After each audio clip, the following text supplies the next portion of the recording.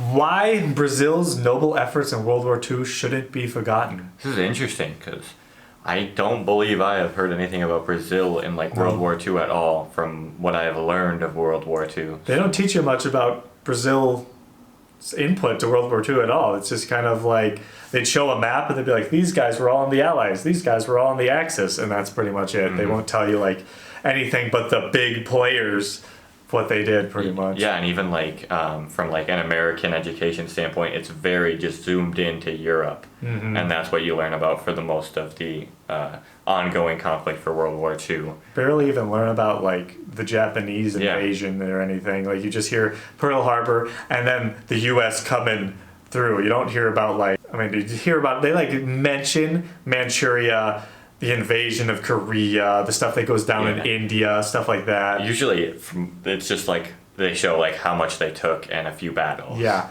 so you really have to get into like the World War II stuff to actually get that type of information outside of that, documentaries, research, stuff like that. But Brazil, what did they do?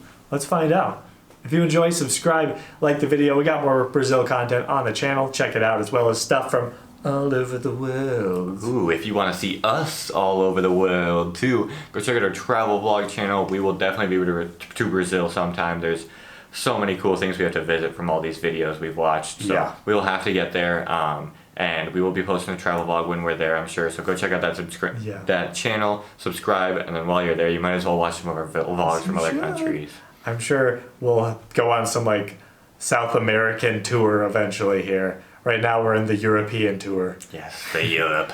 Yes. All right, let's do this. Hopefully you enjoy. Here we go. Discussed in our countries in World War II, summed up in less than 30-second series, many countries which participated in the war don't get the recognition they deserved.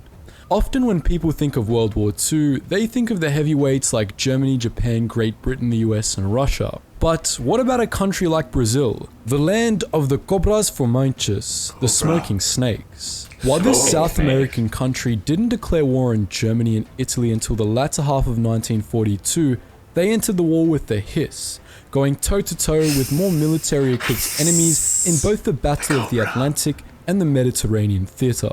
When thinking of Brazil and its involvement in World War II, it's easiest to think of it as two distinct forces, the Brazilian Navy and the Força Expedicionária Brasileira, the FEB, which from English to Portuguese translates to the Brazilian Expeditionary Force. The Brazilian Navy, bolstered by portions of its air force, battled it out in the Atlantic, while the FEB, a force for both the army and air, fought in the Mediterranean, most notably on the Italian front.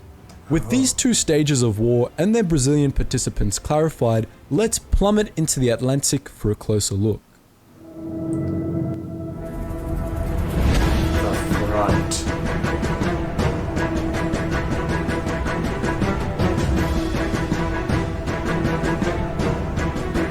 I always find those pictures of like Germany and Hitler in Paris so crazy. Like they just strolled into Paris and took it over.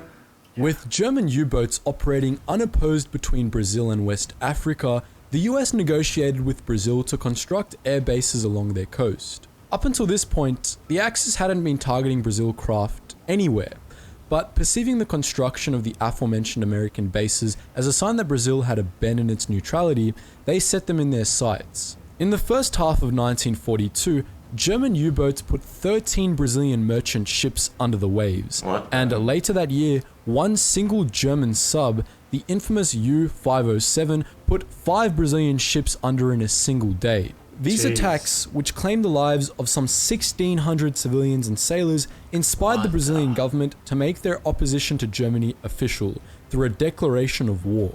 While a Brazilian aircraft had attempted to open the guts of an Italian submarine, the Barbarigo, before the devastation of the infamous U-507, the Navy and Air Force's primary mission following Brazil's official commitment to the war was to protect Allied ships between the Atlantic and Gibraltar. With Allied help, the Brazilian Navy took over 600 convoys under their wing and aided over 3,000 merchant and military transport ships to their destinations and struck at German subs over 60 times. Warring with their enemies in the depths of the sea, The Brazilians lost over 1,000 merchant marines and navy sailors, though perhaps the greatest travesty inflicted upon them was inflicted by themselves, when a crew member accidentally shot a 20mm gun into the explosives stored at the stern of the warship Bahia during target practice. She sunk in 3 minutes, eventuating in the death of more than 300 men. Imagine if you survived that and you were the person that shot that, you'd be like, you would never get over that one. Yeah, oh my gosh, that's just crazy. It's probably crazy how many like accidents like that happen during wars, because just a bunch of people carry around highly explosive weapons, guns, a bunch of dangerous stuff. Yeah. Accidents are going to happen. And a lot of times in like the war situations, they call on people that are not always prepared for the war either. So. Yeah, crazy. Imagine being that guy. One particular Nazi hunt that demonstrated the cooperation of the Brazilians and the Yanks was the pursuit of U-199, a type IXD Unterseeboot, which, if you didn't know, quite literally translates into undersea boat. As U-199 came up from the surface just off Rio de Janeiro like some terrible iron whale, an American PBM Marina and 2 Brazilian planes, a PBY Catalina and a Lockheed Hudson, attacked her, the Catalina opening her to the sea with depth charges. You might be wondering what I mean when I said the cobras fumantes, the smoking snakes. Well, before the Brazilians joined the war and flipped the meaning of the phrase on its head, it used to mean something along the lines of the FED will go to war when snakes take to smoking pipes, similar to the ad Einoton when pigs fly. Once the FED did carve their way up through Italy, they continued to use and sort of own this phrase, writing it on their mortars and adopting the motif of a pipe-smoking snake on their badges. Now, due to limitations in transport, the FED, which was 25,000 strong, much reduced from the Brazilian government's initial estimate of 65 to almost 100,000, but still nothing to laugh at, was moved from Brazil to Italy and war in 5 sections. The first section, made of around 5,000 men, arrived in Naples in July of 1944 without weapons and without a place to stay. Just like how I'll arrive when I go to Europe, except for the without weapons part. Lingering in the cold... Oh my. What is this guy implying?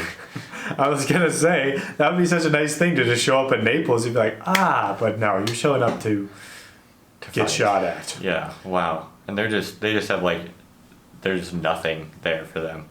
No, they literally showed up with nothing. They're just like, yeah, send them over. We'll give them something. Dusty stationing area, the Brazilian soldiers in their olive green outfits, which resembled more that of the United States, were actually confused by some for German prisoners of war. So overall, their morale would have been pretty low. Detailed in a prior agreement with the US, the FED were finally supplied with some clothing fit for an Italian winter, and some equipment fit for war. Though this took time and hindered FED training by the more experienced US Army. In fact, the Americans deemed the 2 or so months of training that the FED received prior to be practically worthless, and as you might expect, took command of the FED, much to the demoralization of Brazilian officers. In June 1944, this first section of the FED left Naples for Tarquinia in the province of Viterbo, Lazio, where they received arms, equipment, and command under the US Fifth Army.